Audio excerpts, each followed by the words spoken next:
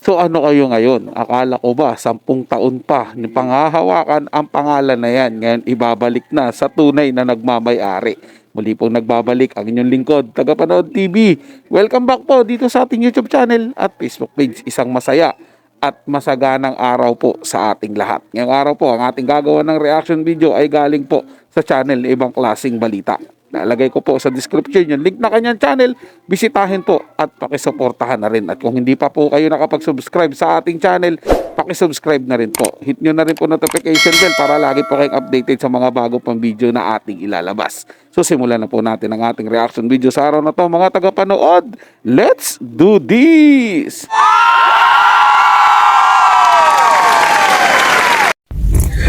So ito po mga legit Dabarkads, ito po yung balita na hinihintay po nating lahat.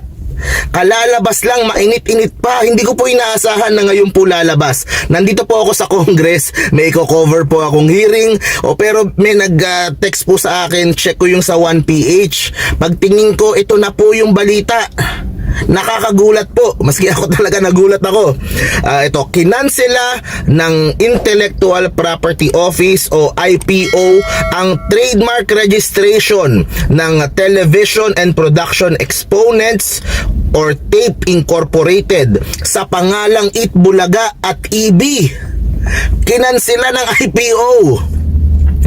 Ayon sa IPO, hindi napatunayan ng TAPE kung paano nila nabuo ang Itbulaga mark, samantala nakapaglabas ng testimonya at eksplanasyon ang mga petitioner na sina Tito Soto, Vic Soto at Joey De Leon kung paano nila nabuo ang Itbulaga, kaya sa kanila pumabor ang desisyon. The petitioners prove that it is the originator and owner of the contested Itbulaga mark. Petitioners' explanation or story on how initially the idea of the Itbulaga mark came about did seem believable and credible. Ayon sa desisyon ng IPO, nakakagulat po. So guys, ito po ay breaking news. Ngayon ko lang po siya nakita din. Marami pong lalabas niyan. Magbibigay ng reaction yung tape, magbibigay ng reaction ng TVJ. Pero ito po ay magandang balita. Okay? Yung pong show ngayon sa EAT ay taped, okay? Taped. Na-shoot last week, di ba? Kaya isang buwan ganyan na. So ngayon po, so bukas po inaasahan ang live ng EAT. Ano kaya ang mangyayari bukas? Nako, exciting po. Tingnan po natin kung ano po ang posibleng mangyari tomorrow, dahil po bukas ang unang araw na live ang Tito Vic and Joey.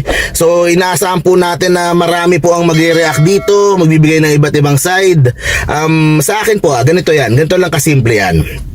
Kasi po, sabihin ng iba, bakit kunyari, si Vice Ganda kunyari ang nakaisip ng It's Showtime or ganon, di ba?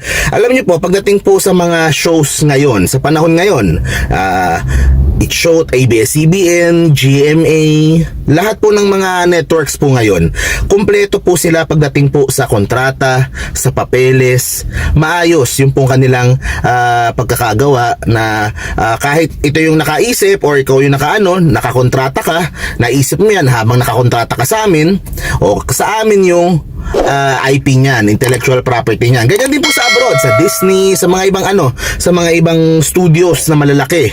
'Di ba? Yan po ang standard practice ngayon. Ito pong pangyayaring ito sa pagkaisip ng pangalan ng Itbulaga ay nangyari po noong 1979. Okay?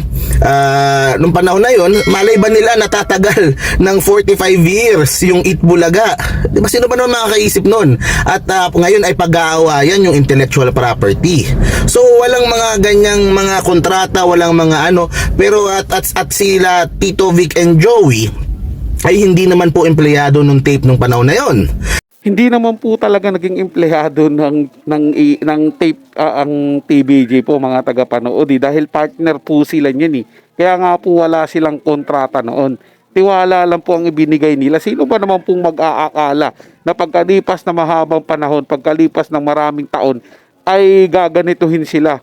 Kukunin po yung kanilang nilikha ipaparehistro po sa pangalan ng Tape Inc. yung kanilang nilikhang Itbulaga at gusto na pong kunin sa kanila. Kaya siyempre, ipaglalaban po nila. Di po ba mga tagapanood, respeto lang naman po ang hinihingi ng TVJ.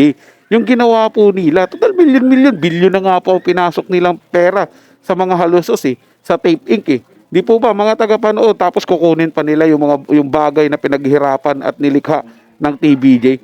Tanyo po, hindi nila kayang ipaliwanag sa IPO kung bakit nagkaroon ng Itbulaga. Di ba po, ang sinasabi lang po nila doon, tanging na pili-pilian daw po ng pangalan at ang napili po ng tatay nila na si Romeo Halosos ay yung pangalang Itbulaga.